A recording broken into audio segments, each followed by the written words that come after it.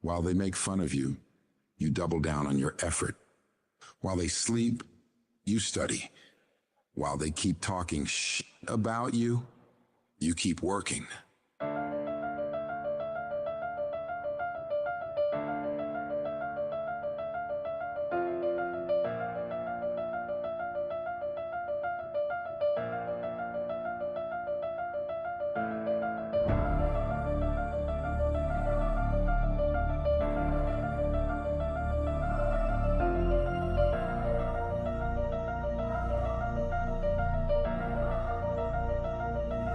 Storm.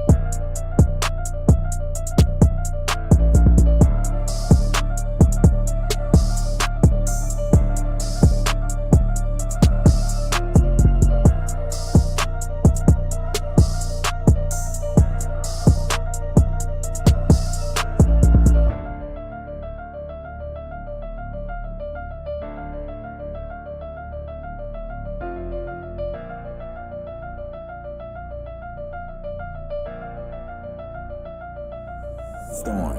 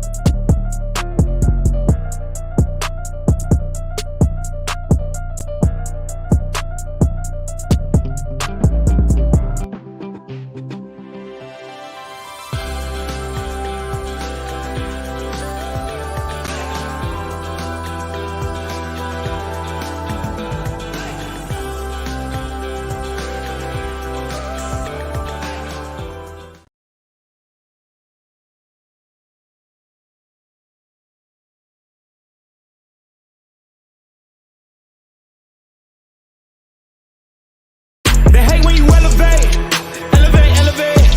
They hate when you elevate, elevate, elevate. Yeah. They hate when you elevate, elevate, elevate. They hate when you elevate. Yeah. I had to elevate. I'm way up, way too fly. Yeah, I'm feeling myself. Ain't no chance I'm coming down. No, got a soul view to myself. Yeah. Why would I give it up? Why do they wanna come take my place? I work too hard for it, don't need a replacement. This my vocation. Now I got rollies all in rotation. Hop on a jet just to take a vacation. Remember the moments was trapped in the basement. Now the hard work is all taking me places. Water on bed like we trapped in the matrix. Bet on myself and go ball out in Vegas. Living a life like I'm rich and I'm famous. Don't see the grind that I know that it came with. Oh, I ain't make it this far for myself. I had to prove to everybody else. I had to set them straight. I had to boss. I had to renovate. I know they hate when you elevate. The stacking up losses, I'm handing them out. Yeah, I had to go delegate. It feel like I'm floating, I'm lost in the moment. I swear I could levitate. They never believed that I would really fly. I had to go demonstrate. I had to set them straight. They hate when you elevate, elevate, elevate. They hate when you elevate, elevate, elevate. Yeah. They hate when you elevate, elevate, elevate. They hate when you elevate, elevate, elevate.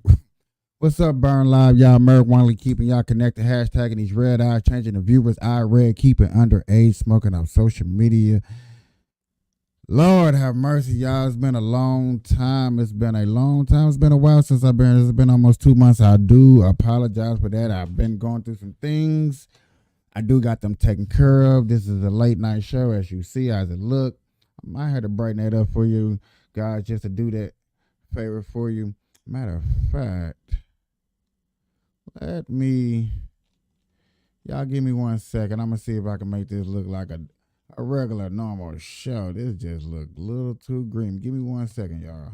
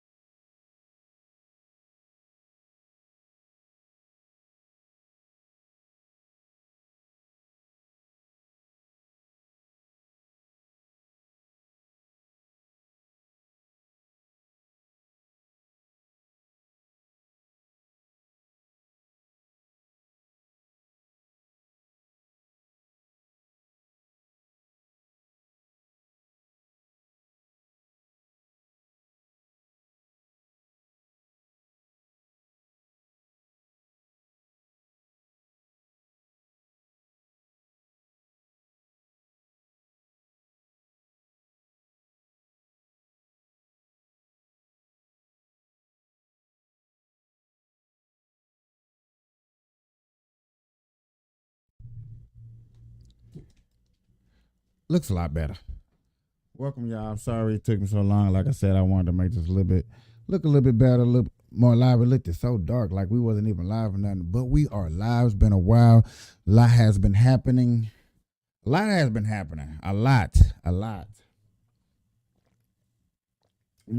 to give me something to drink there. A lot's been going on. I don't even know where to begin. So tonight we're just going to smooth back into some stories. We're going to go over some things. We're going to look at some stories, some things took place. Definitely going to be giving my opinions on some of these things that have been going on, how I feel, what I think.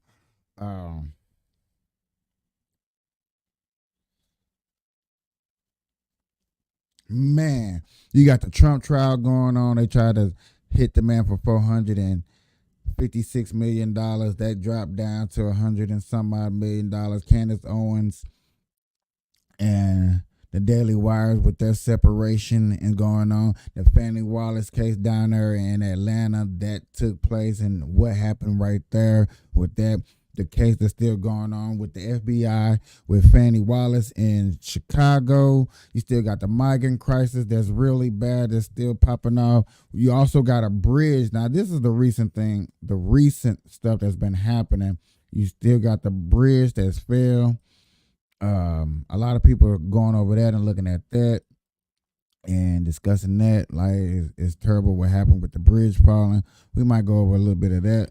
A little bit, but it's just so much. We might not cover everything today. We will just cover something. I'm really just trying to. I should have had a note. I should have had a note because there's been just that much stuff going on that it's just like, wow. Where can you begin? I've also been having this one video, this guy that's been going into some of the most dangerous cities in America and, just looking, I ain't gonna say looking for trouble, but just looking for, who's the roughest, who's the toughest, who's the baddest. You also got a Democratic person leaving the Democratic Party, coming to the Conservative Party, and a backlash that she went through. A good Tucker Carlson conversation that happened. We might discuss on that. So much, y'all. First things first, I'm gonna just start off a little light. We're not gonna get heavy off into nothing, y'all. I do see this video. Shout out to everybody that's up with me late night. We're going to just go off into this just to check this out, see what this is about. This is really while he was out in Detroit, he'll get a phone call from a club promoter trying to book him for.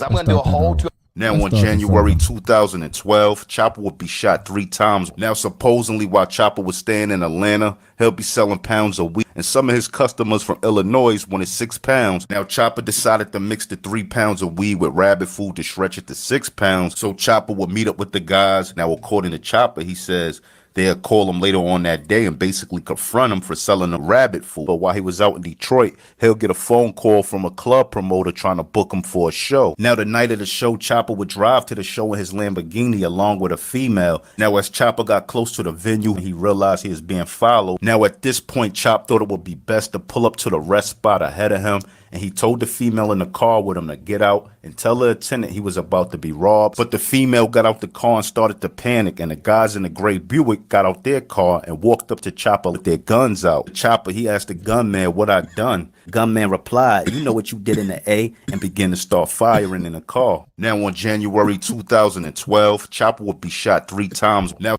That's bad. You got all this stuff that's going on. You was a hit rapper on a hit TV show back in the days, y'all. Bad Boys with P. Diddy. You see what P. Diddy do to people? And we up here sitting wondering why P. Diddy going through the cases and files and regulations and stuff that he's going through. Stuff is starting to make sense now. Stuff is starting to make sense. Shout out to my Rebel family. I see y'all out there. I just want to give y'all a personal shout out because y'all is holding it down for me. I do appreciate it. I do appreciate it. Real talk. All right, y'all.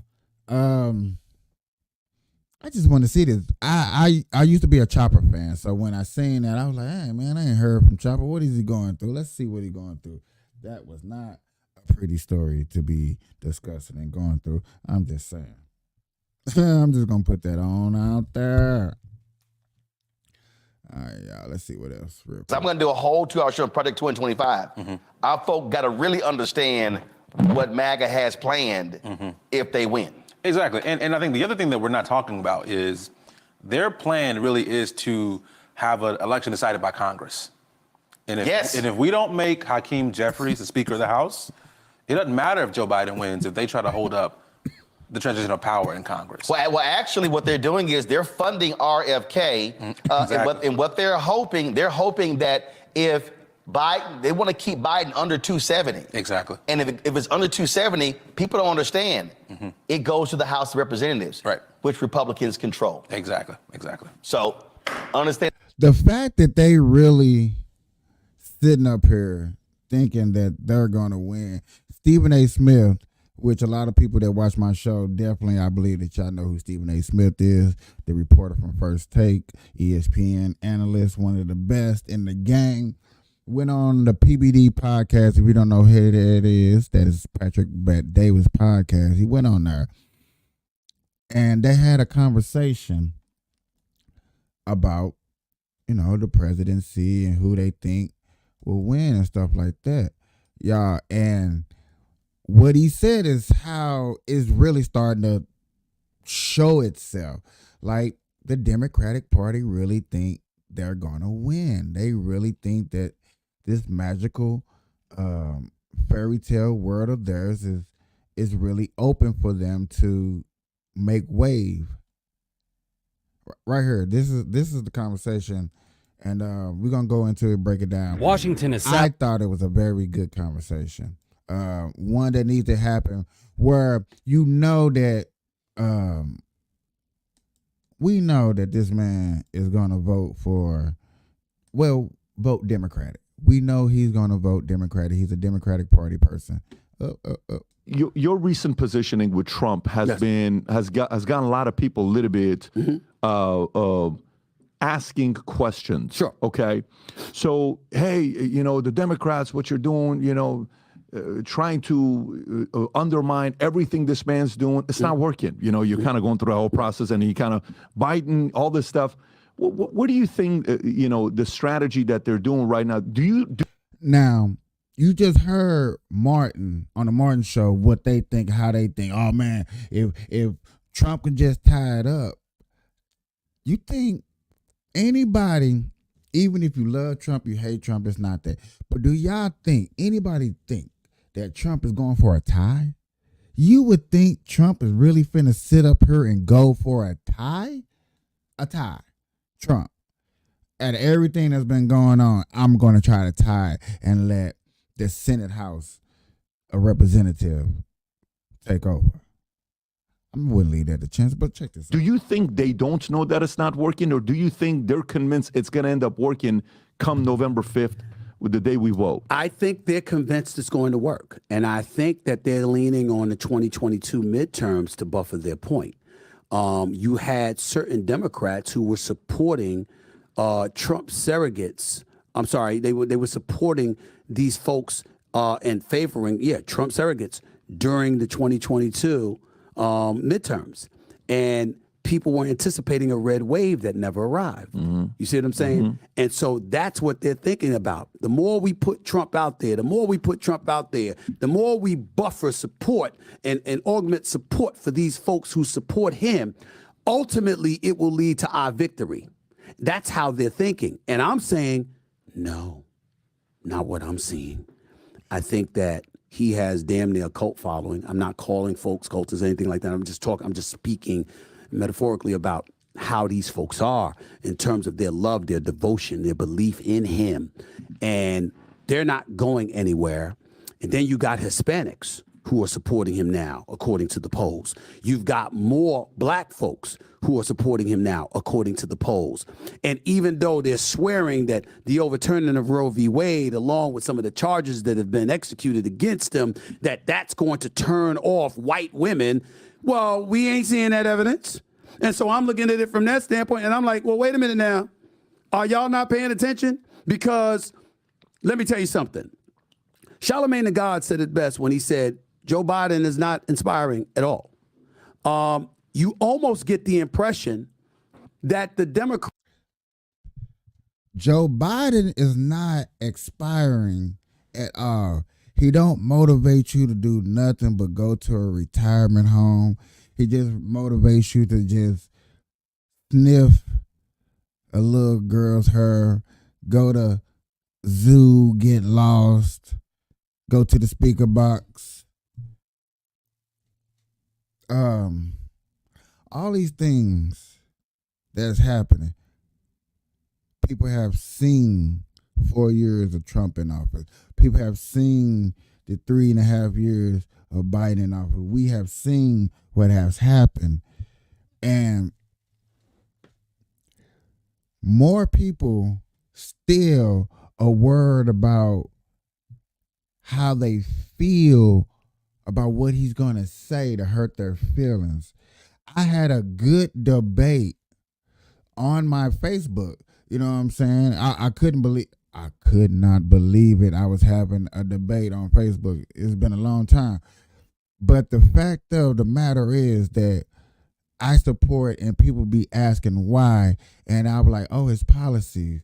The lowering of all taxes, so he made sure that you got a good percentage back on your check. He was like, people be like, not me. I'd be like, everybody got a tax cut, no matter if it was big or small, no matter if it made a difference on your check, you still got a tax cut because he made sure it's for everybody. And then I still got people, and Stephen A. Smith is just like the same ideology, but he's not going to say it out loud because he's on a major platform. But my black community, or the African American community, the black community, however you want to look at it, I always want to look at what are you going to do for us specifically. And I have learned, and I've done seen a lot of people express, you know what I'm saying, the difference in how to do something and why to do something and when you do something. It's the fact of the matter is the person that you voted in, president, mayor, governor, senator, the DA in your area, when you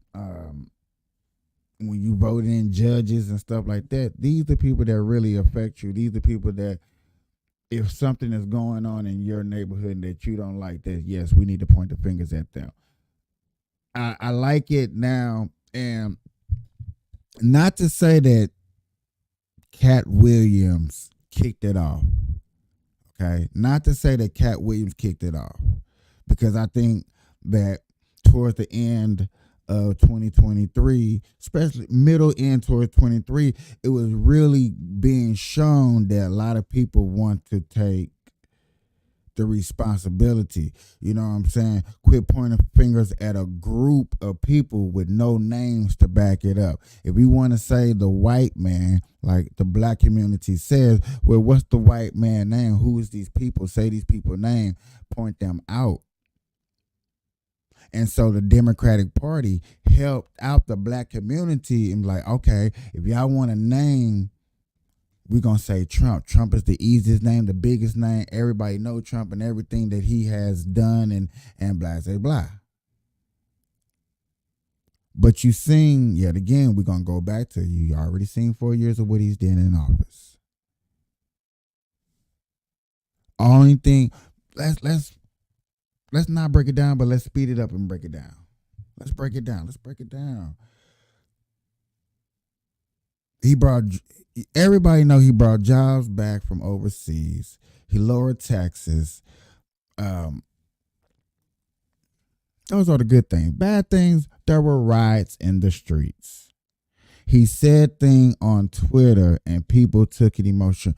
The crazy part about that, this is the part where I don't get, and somebody tell me if I'm crazy. Somebody tell me if I'm crazy out here.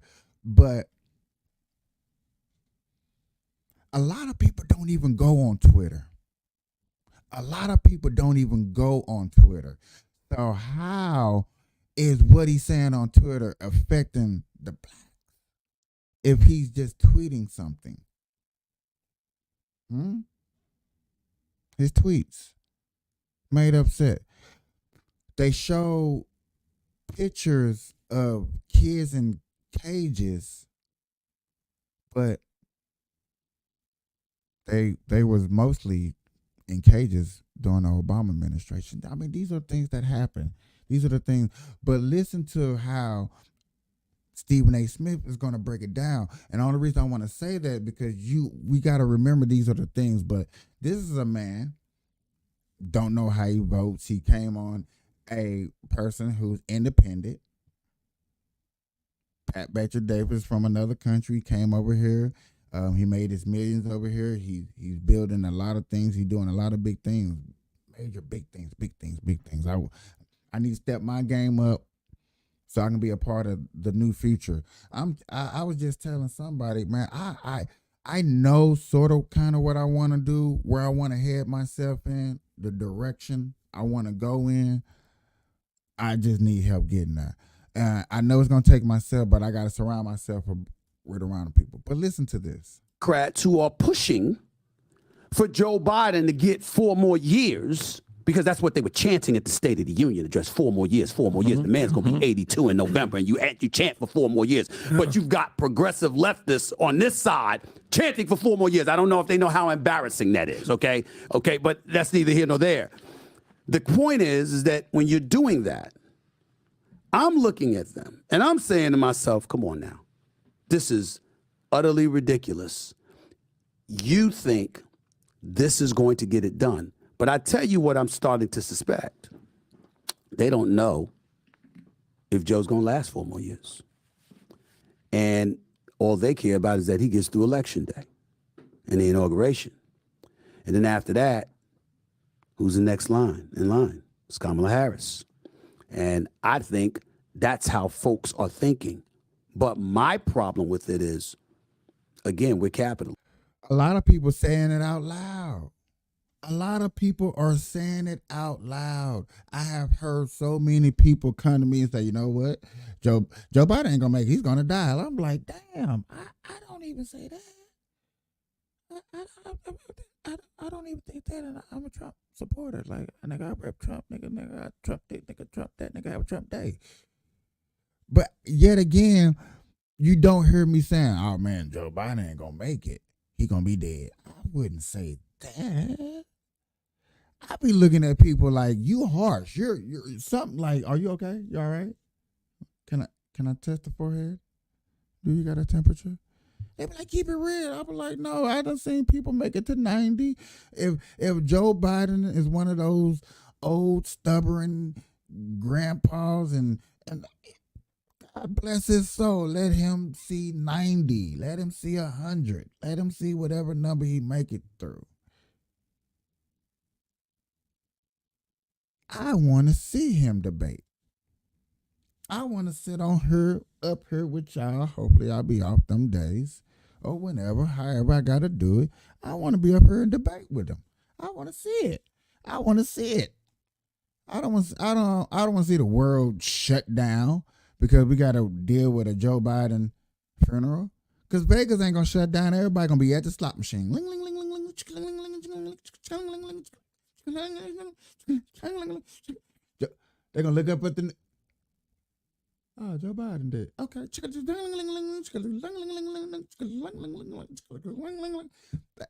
That's how Vegas is. So that I'm not gonna say that the world, but you know that's how America gonna keep going, just like that slot machine. They gonna look up at the news. People gonna check their phones. Okay, I still gotta clock in to work, but they gonna want it to like shut down. They gonna want everybody to stop what they're doing to mourn the Joe. And then you're not gonna be able to say, fuck Joe Biden. You know what I'm saying? You're not gonna be able to say that. The man gone. Let's go, Brandon. You're not gonna be able to say that he's gone. I be thinking like that. Maybe I'm crazy, maybe I'm weird, and yes, indeedy, I am. We can admit that. This is why I got a podcast or streaming, however you want to say it. This is why I do this. Because it's weird to me to say that, yes, I want Trump to win. No, I don't want Biden to die. That's easy to say, and people are going to look at me like, don't you want it easy for your boy? Your boy got 88 counts. They go, no, I don't want it. Man, look at her. If a man got to step through the fire to get clean, to show everybody, like, look at her. They attacked me just like they attack you. I didn't go out my way and do nothing crazy. I didn't go out and do nothing weird. I just got a lawyer. I stood my grounds, and I fought each one. And here I am. That's a lot to show. That's a lot to show. That's a lot to see. And we're seeing it every day. You see it every day for people that support him. Now, those who don't support him, they looking at it different. Like, man, will he lock up? When he gonna go to jail? So it's like they reverse it. Oh, man, I wish Trump go to jail and Joe Biden get in office. So what if he pass away? Then what? I can't wait to Kamala Harris. Then we got a first black female president. Okay, cool. What is her policy? What is she running on? What does she want to do? If you really understand her job and what she was doing, did she do it?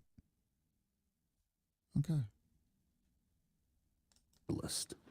We like competition. What happened to competing with him and winning? Folks are thinking. But my problem with it is, again, we're capitalists. We like competition. What happened to competing with him and winning? What's all the lawfare about? One charge after another. You got Letitia James and the New York Attorney General in New York. You've got you got the folks in Georgia with Fannie Willis and others. You've got Mar-a-Lago situation. You got we're really, really, really going to have a trial about hush money to a former porn star. That's what we're doing. That's what we're doing now. I'm like, are you kidding me? Now, don't get me wrong. I'm not advocating that anybody should be above the law at any time. What I am saying is, he's the president of the United States, the former president of the United States. You talk to us about Russian collusion. You talk to us about a bevy of things over the years. Man still running. Four indictments, 91 counts, and the man gets more campaign dollars. Climbing in the polls, okay? And last time I checked, he still ain't been in cuffs. He still ain't been put behind bars. And he's the presumptive GOP nominee. You can't stop him. You cannot stop him. And so for me, I find myself ashamed of the Democratic Party for their lack of a competitive fervor. You had since 2016 to come up with somebody else, and you still can't do it. That is pathetic. It is pathetic. And it is no excuse for it whatsoever. It is 2024.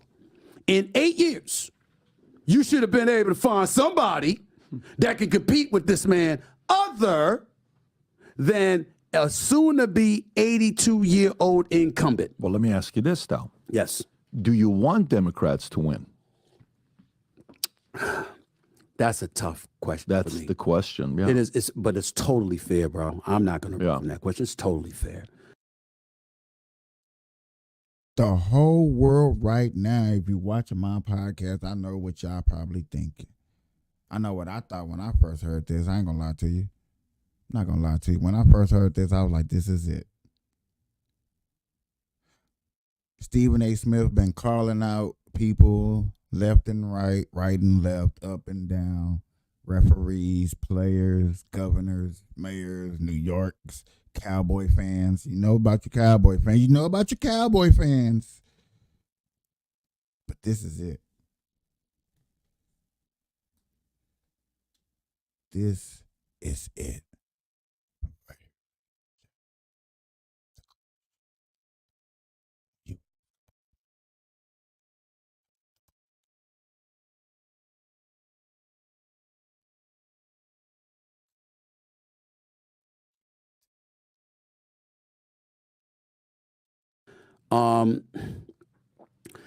I have to confess what most folks who sit before guys like yourself don't. It's hard to figure out. Like, for example, supposedly we've got a good economy. Unemployment is relatively decent, around 4%. You know, black unemployment, a little under 6%, about 5.6% if I remember correctly. But then you listen to the right and it's like, what about inflation? And then you're driving in California and you're paying an arm and a leg for gas. You're going to the supermarket, you're buying some milk, you're buying some bread, or whatever. Because, see, contrary to what folks believe, I actually do go to the supermarket. Okay, I do buy my own stuff. You know, all of this other stuff. I'm like, you're watching and you're seeing all of this stuff. And it's like, who's telling the truth? Do we have a good economy or not? Is it really a crisis at the border or not? I believe it is. Yeah. Do you, is inflation a real thing? Is it imaginary? You're looking at all of these different things. You're talking about national security, the war in Ukraine. Should we support them? Should we give them more money than we've already given them? You're looking at the, Israeli, Hamas conflict. I call it the Israeli-Hamas conflict as opposed to the Israeli-Palestinian conflict, but I don't touch that because I don't know enough, and that's not my lane. But I also find myself, okay, well, we got folks here saying, stop this, stop the bombing, stop all of this. And then you have other folks like, hell with that.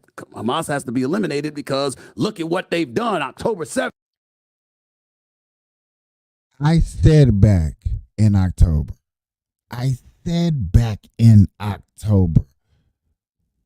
that I understand the war is going on over there. But I don't think there should be protesting over here. And me and a good friend, we had a good, decent argument, and I love that argument. I wish I could have did it on the podcast. He was like, but then you're going to take away freedom of speech? I'm like, I understand. I get it. But you got Twitter, you got social media, you got all that stuff. You can do that. Marching in the streets, rioting in the streets and stuff like that. And then you got all of these asylum seekers. I can finally say it right. You got all these asylum seekers over here. And so when they march, asylum seekers ain't got nothing to do. They want to march. For some of them that understand what goes on, and they're deeper into it. So they're gonna, I'm not gonna say influence without meaning the word influence, but yet again, they're influencing the crowd, teaching them things, learning them about their side and what they represent, and then it grows. I don't want to take away without something else, but you can't give something else. That's why I'm saying just the rioting and the protesting in the streets in America for a war in another country, I thought was a bad idea to do, and it proves to show you right. But other than that, to hear Stephen A. Smith, it's like to see for yourself, to deal with what you gotta go through and what you gotta deal with and what you gotta strive through. Man, what is better? What looks better? What seems better? What feels better about a situation is what's going on and where you should try to take something. Now y'all might think that I'm crazy. Yet again, I just thought that was a good place to start. Now, changing subjects, moving on.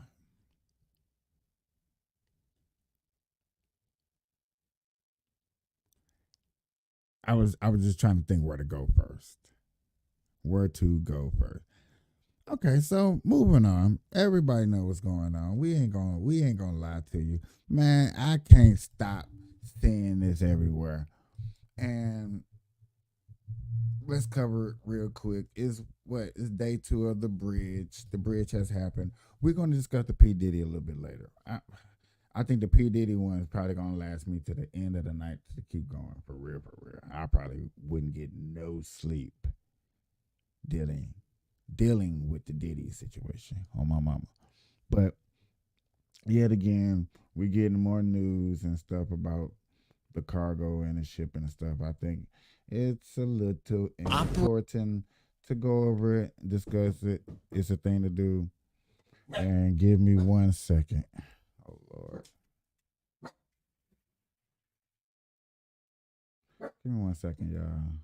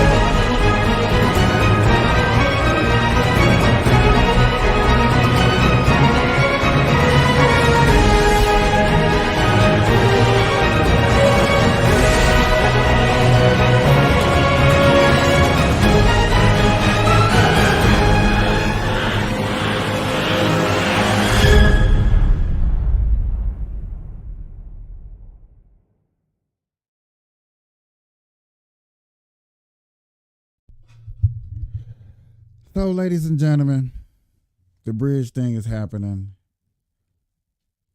I think we should discuss it. Like I said before, I had to go to commercial. My neighbor just stopped in.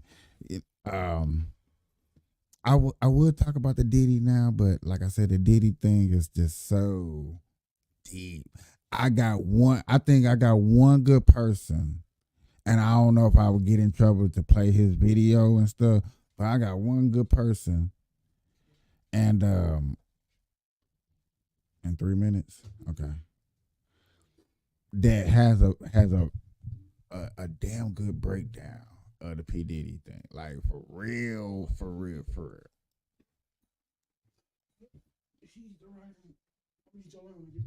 Yeah.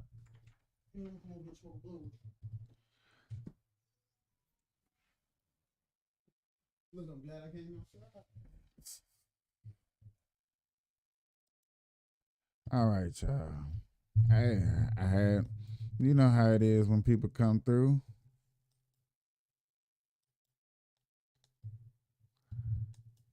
So even though you're streaming and dreaming. Let's play this from the beginning.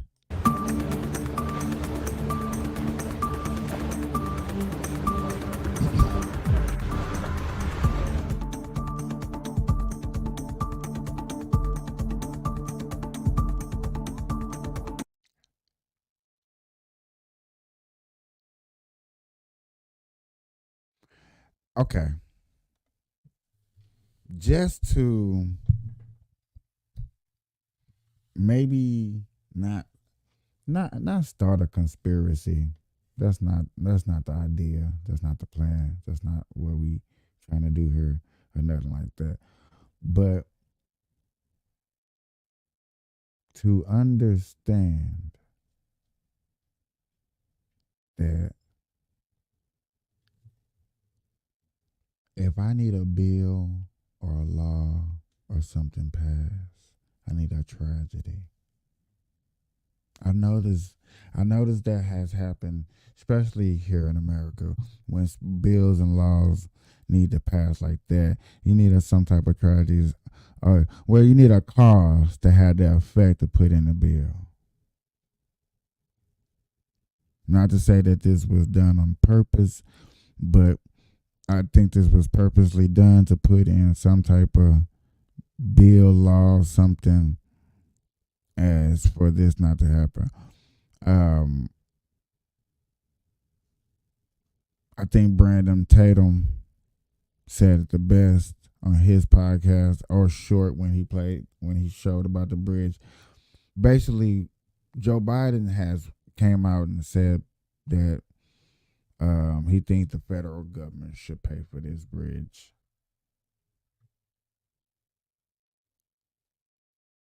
And I was like, man, it comes out of our taxpayer money. But is the bridge at fault for this happening? And that's a good question. Is the bridge, where is the cargo? This company, which they're not naming the company, of course they're not going to name the company. Are they the ones that should be paying for this and the tragedy that happens on this ship and everything that took place? Should they be paying for the victims with their insurance? And like I said, I think Brandon Tatum said it the best when he said, nah, man, their insurance should pay for that.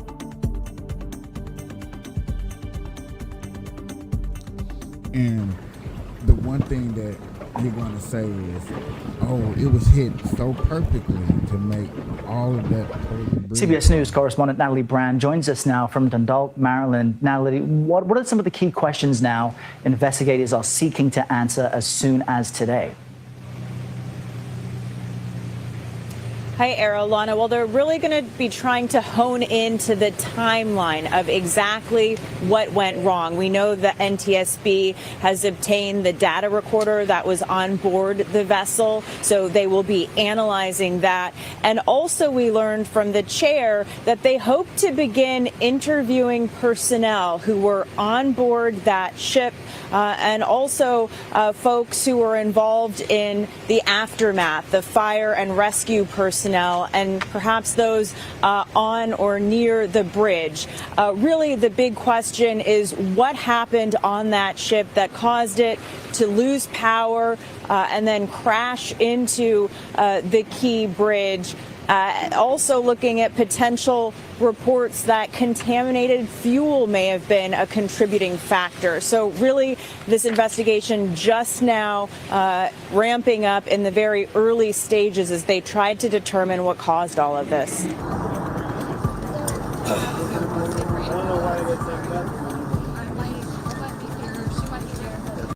Recordings just got better.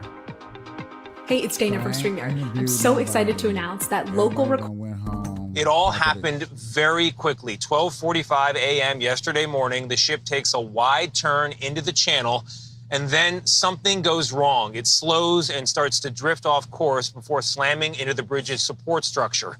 You can see the lights, they flicker on, they flicker off, and smoke billows from the funnel just before impact. What authorities say is that is the ship losing power, leaving it at the mercy of the tides and time.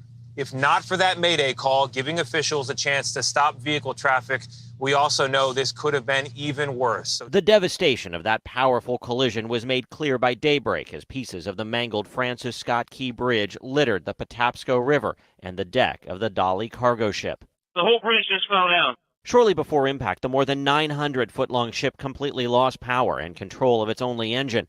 Lights flickered and went dark. Smoke billowed above when the emergency generator kicked on, but the engine appeared to remain offline.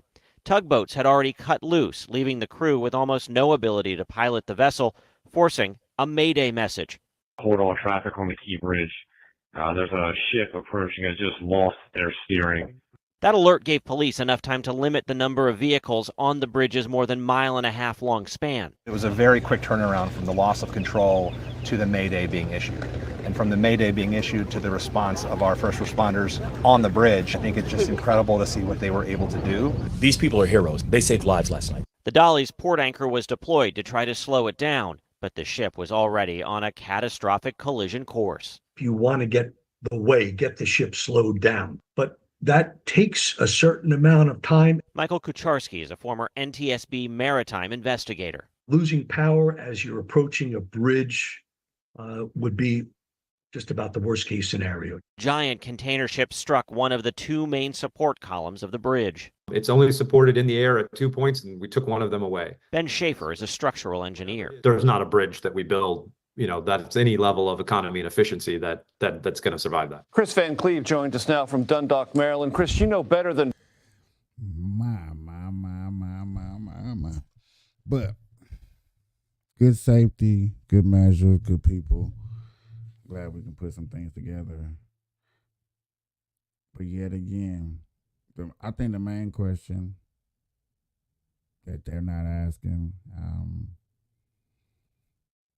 is who owned that damn ship? Who owned the ship? Okay? Who cargo that is? Well, I guess the cargo doesn't matter who it is, because I bet there's a bunch of people's cargoes. When you touch cargo, that cargo going all over the world and been all over the place and stuff like that. But whoever owns the shit, somebody gonna have to pay for that. Most that the National Transportation Safety Board does not arrive at catastrophes like this and suddenly pronounce all sorts of investigatory conclusions. They take their time, build the evidence gradually. But you talked to the NTSB chair earlier today. What valuable information did you learn? Well, Major, today is really a shift. Two things here. We moved from search and rescue to a much more grim task of search and recovery. That is the primary mission here. The National Transportation Safety Board is the second part of that. Their investigative efforts start to ramp up now that the search and rescue operation has ended. We know they got on board the giant cargo ship, the Dolly, today and have spent some time collecting evidence. They also have... Hold on.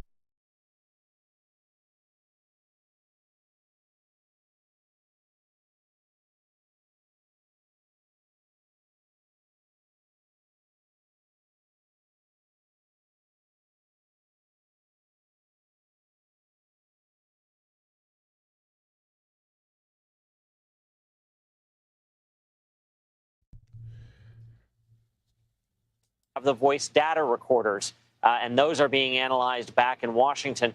That's important because it will fairly quickly give them a minute by minute of what happened leading up to this collision. They'll know when things stopped working, if a generator came back on, those types of things that at least help give them a footprint to start looking and start this investigation. But as you said, it will be a long one. They'll likely be looking at this up to the next year before there's a probable cause finding, but we do expect updates along the way.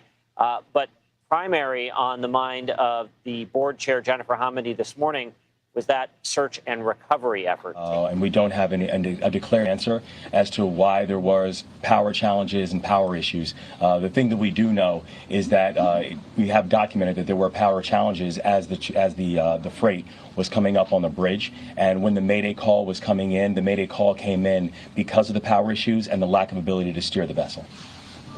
At Planet Fitness, you'll get energy without the judgment. Hi, can you help me with this? This is better.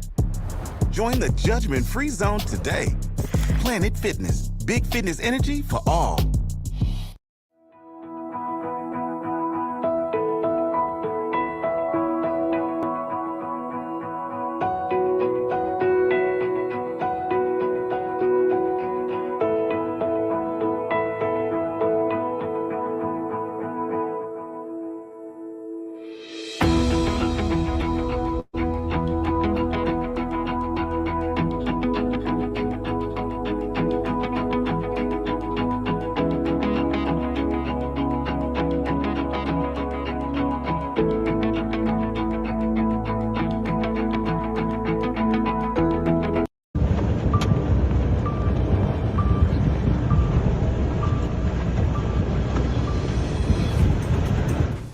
As I mentioned, we arrived on scene yesterday at about 6 a.m., but the team came in from across the country throughout the day. It was really a day to get our bearings.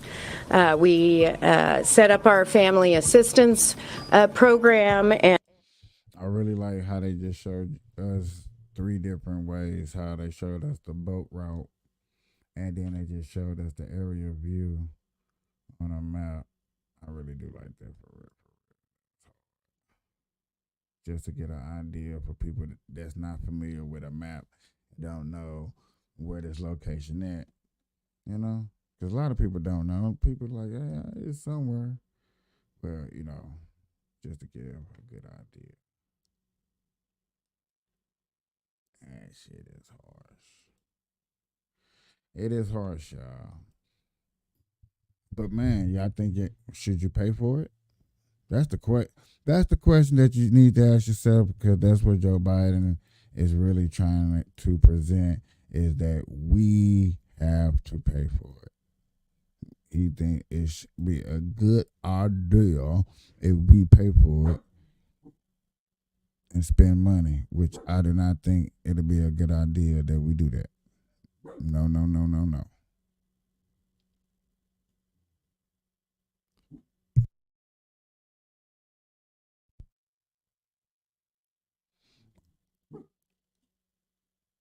I don't think it'd be a good idea.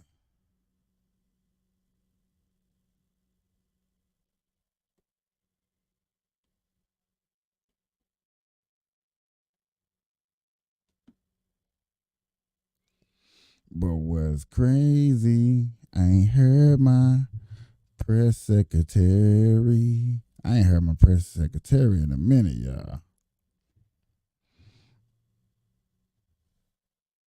Is this okay, y'all? The Candace Owens situation thing was going on. I believe this right here Nickelodeon is the debate. Marcus chapters. These are 3 predators.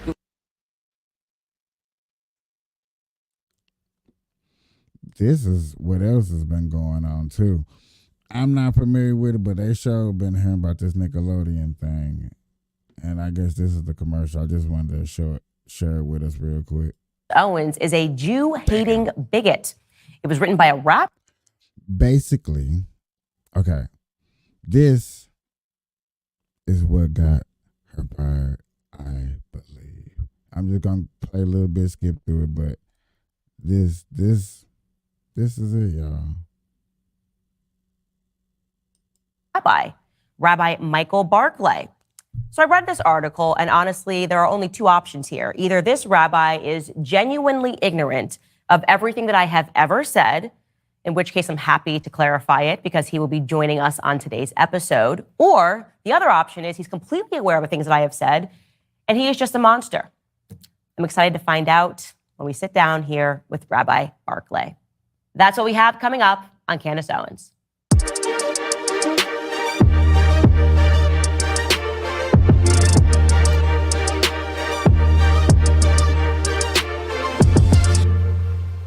All right, guys, we're going to jump right into this. As I stated at the top of the show, we have Rabbi Michael Barclay. He is, by the way, joining us really last second. So if the shot is not perfect, really appreciate him coming on such short notice. Rabbi Michael Barclay, welcome to the show. Thank you. Thank you for having me, Candace. And Candace, I really want to tell you, I've written certain things, and it gives me great optimism that you're gracious and reached out yesterday and wanted to get together. Actually makes me very optimistic.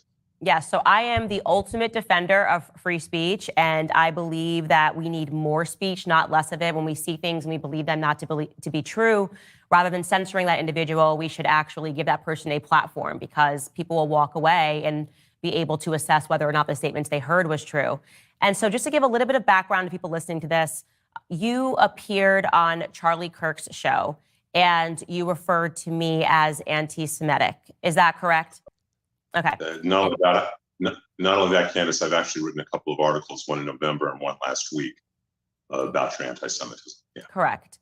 And referring to that article that you wrote last week, published on March 9th, it The heading reads, "Let's be honest, Candace Owens is a Jew-hating bigot." So that's very punchy, very strong language. And I want to actually go through this article point by point so that you can defend your position and say why you wrote this. Candace, I think before that, and as I said, I'm very optimistic that you would have a dialogue about something. I think before that, there are some real steps, which is, I have called you, and I'm not alone in this, many Jews have called you an anti-Semite. I've also talked to people who say you have a really sweet heart, just so you know. You and I have a number of mutual friends in the world.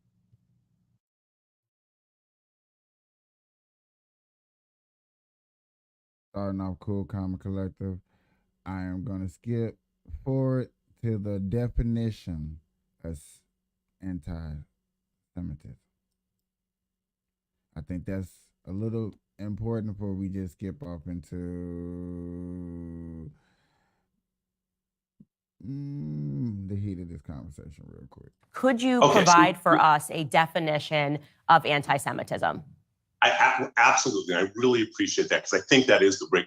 If we're not speaking the same language, where can we go, right? So there's a man, a blessed memory man named Lord Jonathan Sacks, who was the chief rabbi of England. He had a great line. He really defined anti-Semitism, that anti-Semitism is Jews have no right to exist collectively as Jews with the same rights as other human beings. Just kind of weird statements. Let's just track back a bit to understand the history of anti-Semitism. 2,000 years ago, Jews don't accept Jesus as Messiah. For people who do not have faith, as the early Christians, as some of them have faith, some of them accept Jesus, but they don't really in their heart. And you and I both know people like Rob McCoy who accepts it fully in their heart, and other people who are doing it without faith. And those who have less faith, the fact that a Jew exists, let alone thrives, is a threat to their faith, because how can the Jew not accept Jesus as God and still thrive? Unless he's associated with the devil. So you start having these myths that are created of the Jew being identified with the opposite of God.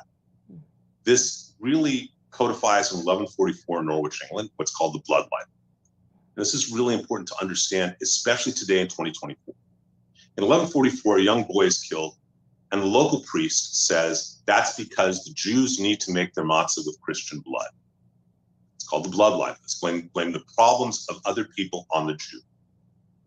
It's just so you know, that's so ridiculous, not only just on its face, but we're forbidden from even having meat that has any blood in it. This is a Torah law. You can't have, that's why, we can't have steak tartare. Okay? So this gets perpetuated in combination with a 4th century, what's called the Vulgate. I'm sorry, did you say in 1140 this happened? 1144 in Norwich, England. Okay. This is after, in the 4th century, you have something called the Vulgate. The Vulgate is the official translation of the Bible.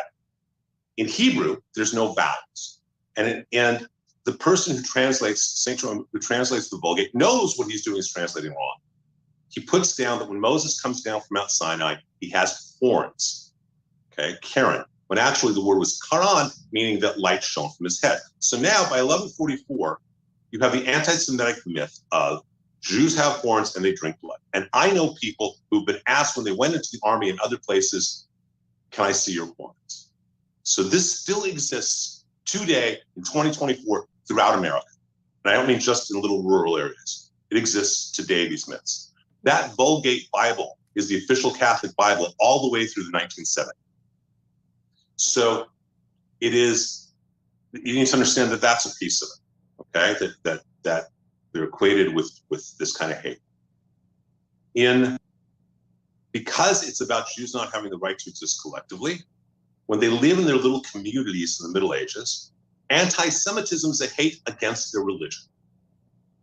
By the time you get to the 18th and 20th centuries, when so many Jews have assimilated, they are in culture, they are in arts, they're in science, it's no longer against them for their religion, it's against them for their race. This anti-Semitism is the oldest hate in the world, and the hate that mutates. In 1948, because remember, it's as Lord Sacks. Oh, I just want to pause it. You said it's a hate that mutates. Correct. So your belief then is that the definition of anti-Semitism can necessarily change. Is that correct? It's not just my belief. It is the commonly accepted understanding in both the Jewish and academic worlds. Okay. This isn't, okay? As I said, that's why I quoted, this is a quote. It's a great thing from Lord Sachs, Jonathan Sachs. It's a great thing from Niall. This is just accepted as the understanding of, a cultural anthropologist. So I would just say off the bat, I do not accept that definitions can just mutate. That is something that I could debate that on, like the definition of a woman. I mean, and I'm saying not just about Jewish people. I think that we have to have a concrete definition to work with, because then you can just update and say, actually, I've changed that, and now this is what constitutes anti-Semitism. But Candace, that is the horror of anti-Semitism. So what you are saying to me is that anti-Semitism is this and does not change. What I am saying to you is that the entire world and scholars about anti-Semitism recognize that it is a unique hate. That if you define it as that Jews should not be able to exist collectively, okay, as a collective, they just shouldn't have that right. That changes from the Middle Ages with religion, the 18th through 20th centuries about race, and then after Israel's created, it's a hatred based on the nation. And until that is understood, that it is, this isn't something that's really questioned about among academics, theologians, Jewish scholars. I'm not presenting it. This is why I thought that I'm so optimistic about a dialogue. But I think part of it is you view that the hate can't mutate. And what I'm trying to tell you is that we have 2,000 years of history that demonstrate the exact opposite. So, and I'm going to just push back just gently here. For me personally, if I thought that racism could just be an ever-shifting definition based on the experience of Black people, it would be a remarkable power, and I would be able to create something like BLM, which could say that everything was racist. So I am not going to be able to agree that definition should be able to transform according to what's happening during the day. But here's what I will say. If you could, just because I think it's really important for us to get to going through this article, because then you might be able to explain why you view it as anti-Semitism. If you could just give us what you are saying the current definition of anti-Semitism is today, that would be very helpful. The current definition of anti-Semitism today has to do with what the feelings are. It has to do with anti-Zionism, number one. That is a definition. Anti-Zionism, anti-Israel is anti-Semitism. Okay. This isn't so you believe that Jewish people can be anti-Semitic? Absolutely. Okay. So when you see a gathering of Jewish people who say, I'm Jewish, but I don't support Israel or Bibi Netanyahu, you say that person can be anti-Semitic. You just did two different things and was very. You just did two different things that were totally unrelated, Candace. Okay. You said that Jews that do not support Israel. Yes. And you said Jews that do not support Bibi Netanyahu. I'm just saying that because he's the current prime minister. So I'm saying, like, if they say I don't support. No, this is where you're missing the point. So Okay. I'm going to go under the following premise. Okay. I'm going to go under the premise that you care about people. You and I don't know each other, but I'm going to go under that premise. I'm going to go under the premise that you have no desire to ever hurt anyone. Okay? That's the premise I'm coming into this dialogue with. You have been devastatingly hurtful. And I think that I'm going to go from that you don't understand what it means to the Jewish world. There's a great teaching that comes out of every society. My only problem with this is the fact that he's not breaking it down. We're asking a simple question like, bro, what is the simple definition of anti-Semitism so we can get an understanding so we can have a conversation? That's it. Sociologist, every person in academics, is that I don't get to tell a Black man if he's experiencing racism. He knows. I don't get to tell you if you're experiencing misogyny. You know. If I make a comment and it's misogynistic, and you say, Rabbi, that was really misogynistic. My job is to say, wow, I didn't mean that. I apologize. That's not what I meant. And you do not get the right to say what is anti-Semitic or Jew hatred. I'm not trying to, I don't think I said anything about me having the right. I just said to you, would you then view, because I did host somebody who is Jewish, Dave Smith, on my show, and I'm sure you're familiar with him. He's a comedian, he's a libertarian. He is not pro-Zionist. So I'm just asking you for clarity, because you're saying that you can't dismiss a Jewish person, but aren't you thereby dismissing Jewish people who say that I don't support Israel as a state? I'm just trying to have you answer that question. And the answer is, I will ask you back the same question. Mm-hmm.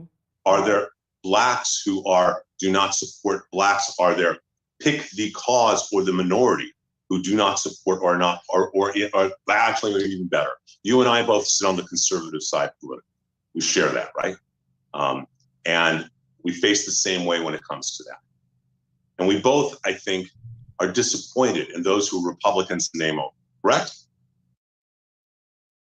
He's not answering the question, bro. Just answer the question. I think we're getting to the point, but damn, answer the question. Yes. Okay. Does that mean they're not Republicans?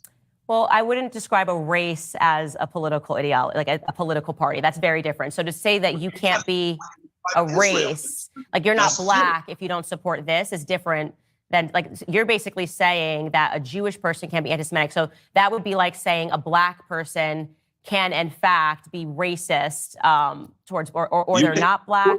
Look, I'm not going to comment on black community. Mm-hmm. I will say there are plenty of self-hating Jews. Okay, so you do believe, that's all I was trying to get you to say, is that Jewish people who don't support Israel, you are saying they are anti-Semitic. I just want to understand that. I'm saying it very clearly, they are self-hating Jews. Let's use that term very specifically. Okay. And you need to understand why they are self-hating Jews. And you need to understand, as numerous people have talked about, I've written about, Prager's talked about, Gorka's talked about, Levin's talked about, a number of people have talked about, Shapiro's talked about, and as I say, I've written about, is that people want to assimilate. For 2,000 years, Jews have been persecuted, and so they want to assimilate, and so many have converted from Judaism not to another religion, but to leftist politics. That becomes their religion, and they lose their identity. That is a reality.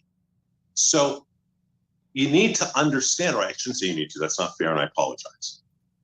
I would hope that you understand a history and an understanding that we define what anti-Semitism is.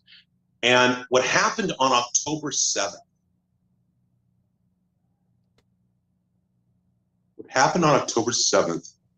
and I wrote an article about you in November. I don't know if you read it or not. I was told that you had, but I don't know if you did or not. I did not. Okay. I wish you had, and I really wish you had, because we might be in a very different place. You went on Tucker Carlson this is in November. And okay, go ahead. I'm going to say I want to talk about that, because you put that in this article, which was published just last week. So I wrote a very specific article, and you can find it right now. And it was an impersonal invitation to you and for you, that despite everything else I had read or seen or heard, that my belief and my hope is that your comment of wanting to have an academic discussion about October 7th came from a place of not really realizing what October 7th was. October 7th is unique in recorded human history as the ugliest day of humanity. What was done on October 7th? Taking a young woman, taking her phone to videotape her being raped on the corpse of her dead boyfriend, and then shot on it and sending that video to her parents. Beheading a man with a garden hoe, kicking a woman until her body parts fall off, is unique in terms of the intention to attack civilians. And so in November, after you made the comment on Tucker Carlson about wanting an academic discussion about how, those kind of comments that you made and the ennui that you demonstrate, I wrote an article saying that I would arrange for you, there's a Okay. Yet again, ladies and gentlemen, this conversation right here, I'm not going to play the whole conversation, but you understand. I was listening to that because I really wanted to learn the definition of anti-Semitism. So basically, anti-Semitism, if I got a clear understanding on this, is that you cannot tell a person if they're going through hatred from another race.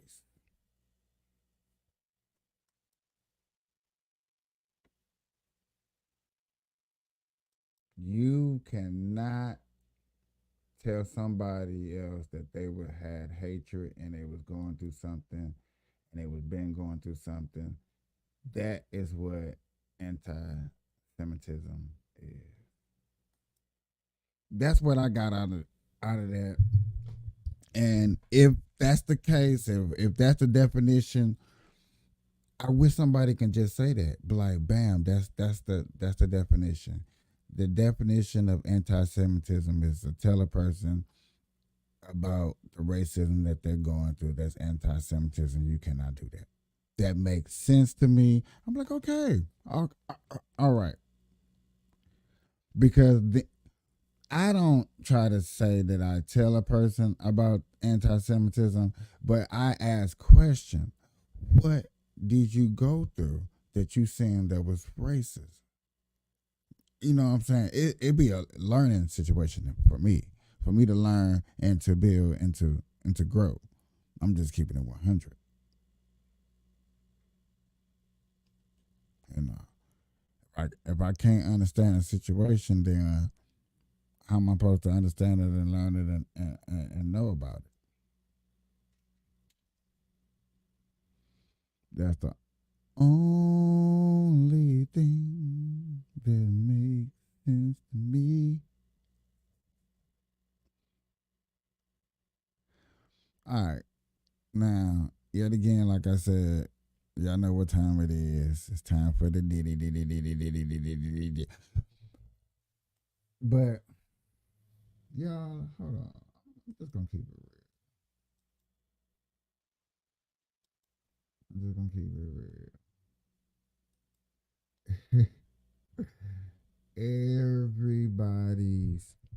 Everybody's talking about the Diddy.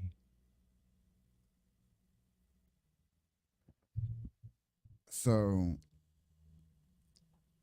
my question to you, y'all, my audience, my type of audience,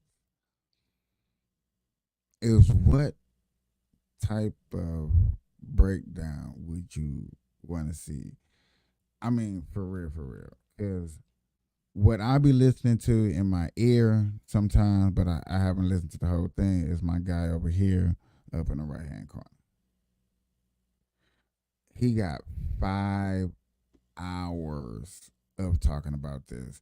This ain't even the one that I was listening to. This was 2 days ago. The one I was listening to today, where he goes deep into it, real deep into it. And I would like to go, I wouldn't say I would like to go deep into this, not too really, not for real. Not for real. To be honest with myself, not for real. Because this, I'm not going to say this is going to be like an Epstein case, but this is almost like an Epstein case. The man is on the run. What more do we need? He's on a run. He's on a go. He's a body. Like, how do you want to see it? What is there to see?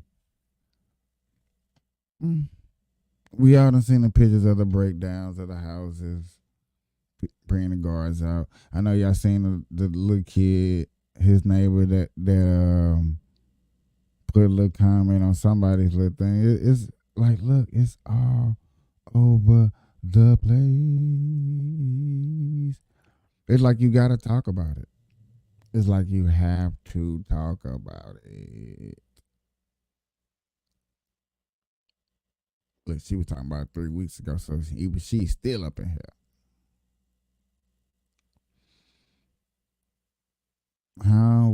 we like to break it down. I know right here, this right here, and he on the phone. See, that's what I'm talking about. Big calls, big lawyer talk, big business, big moves. They went on like this. Cassie asking for 30 mil. Puffy said no. Bueno. Okay. What Cassie do? She went and filed a lawsuit. Within 24 hours, Puffy like, okay. Okay. That's all you had to say. Why you went and hired the white, but why you lawyered up? You could have just asked me for the 30 million. I would have gave it to you. That's how people be.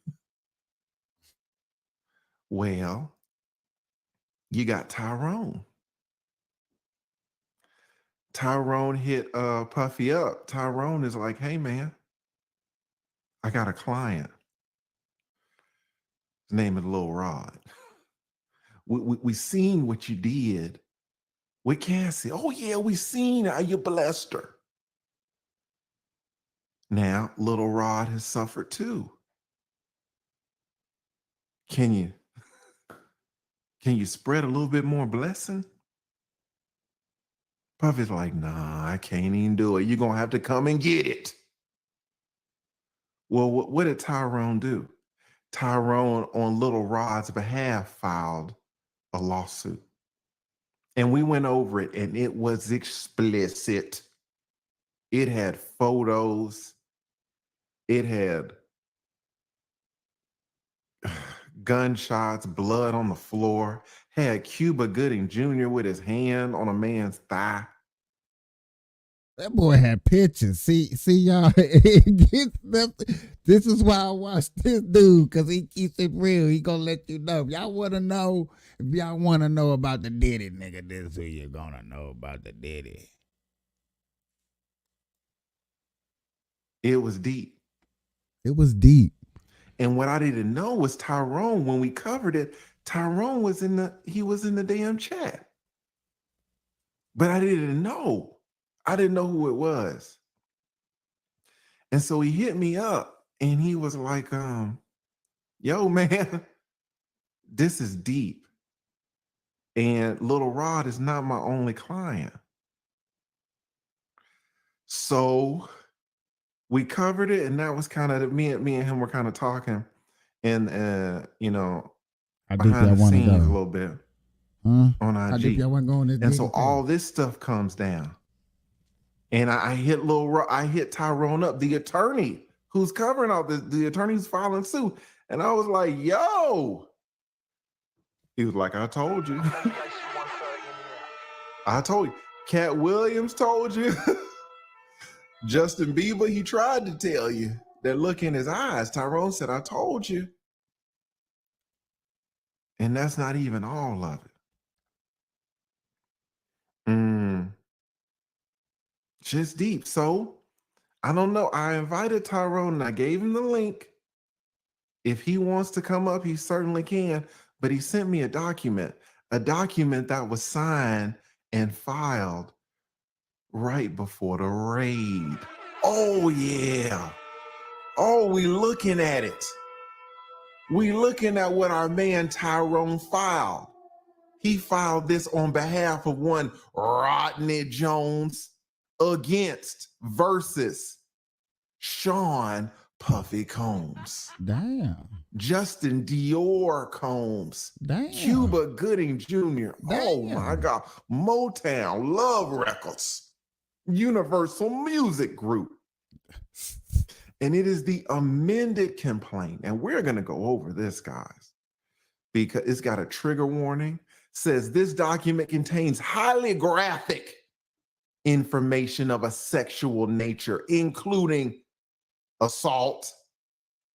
Additionally, there are graphic images of the aftermath of a shooting, redacted images of intercourse. Oh, redacted images of mine. No.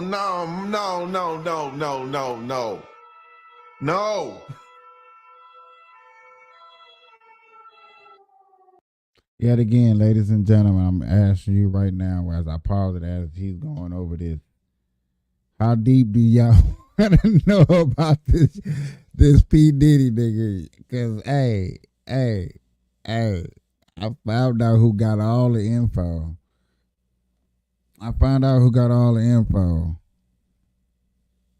We can hear it. We can hear it all. We can know it all. You can see it all. Put it on the big screen. You might want to share this one because this late night it goes down, baby. No. Not minors. Sex workers is okay. Shout out to the sex workers. Shout out. You know, back in my younger days, I would go to the strip club every now and then. I would help somebody with their Georgia State tuition. I would. So shout out to the sex workers. This is a no.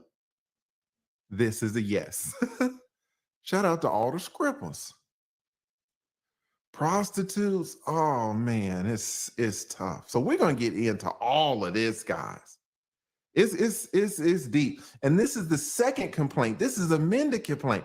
Someone was dropped off. There are affidavits. Oh man.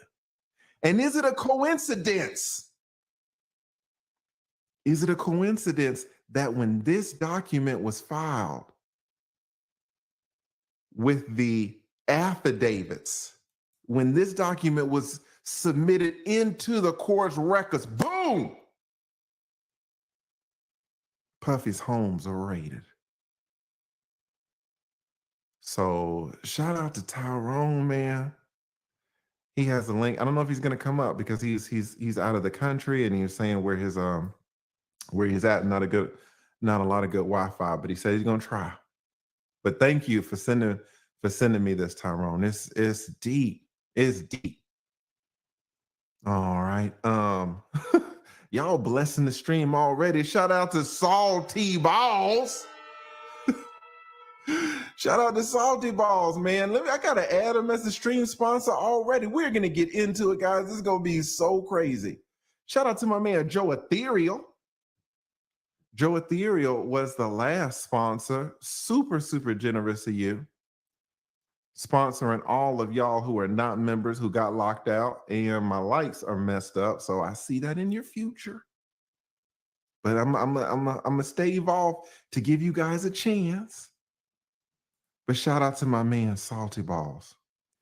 Thank you so much, Salty Balls. And I always say the member guys, the stream sponsor. Thank you, Salty Balls, for being the stream sponsor. The stream sponsor is just the person who gives the biggest super chat. So shout out to my man Salty Balls. What does he say? Where'd it go? Says take this money, make this money. Let's get it. Let's get it. We about to get into it, guys. We about to get into it. Look at this. Right? Y'all are in the right place today. If you don't know who I am, mucho gusto. I am the lead attorney, a 20-year attorney. Ain't nobody better to break this down. Right? Ain't nobody better. Been in the game 20 years. I see the big picture. If it's to get richer, I might get with you. If not, burn it. I'm hot like a furnace. Shoot the video, motherfuck City Purpose. We own the city.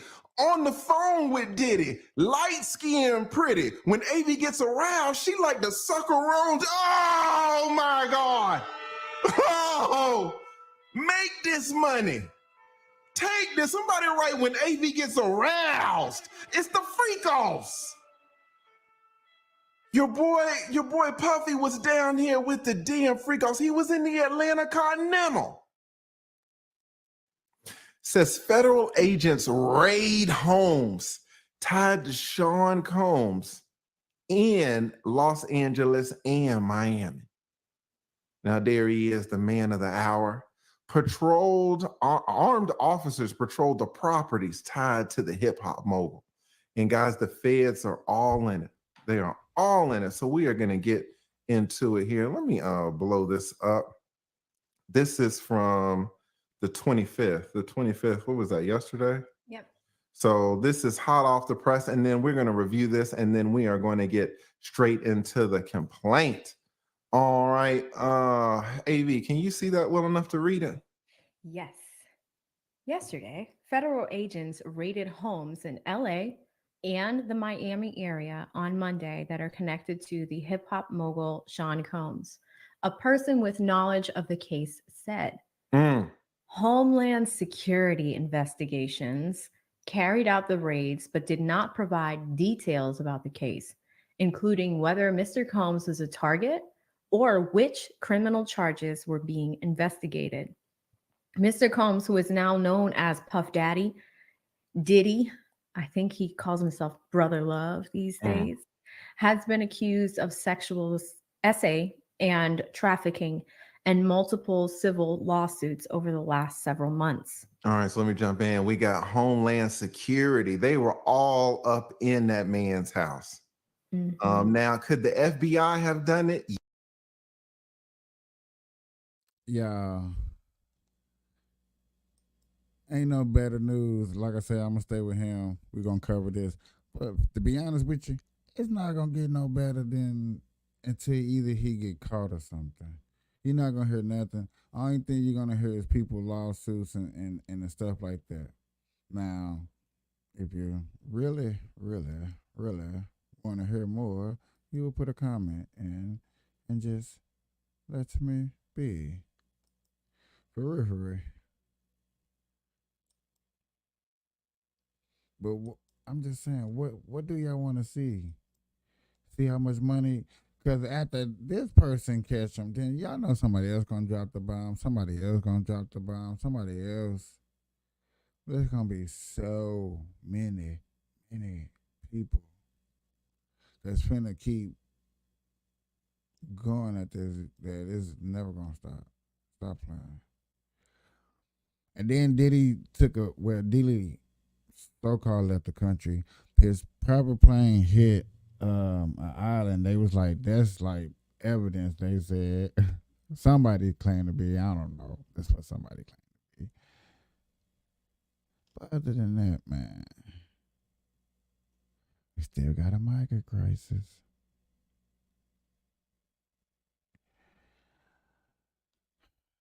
I ain't gonna stay on too much longer, y'all. I just want to get back on here and do my thing. Until next time. I know. I told my normal people that watch this, I normally be like 2 hours long. But either I might do a later on show or I might just definitely do a show later on today. Until next time.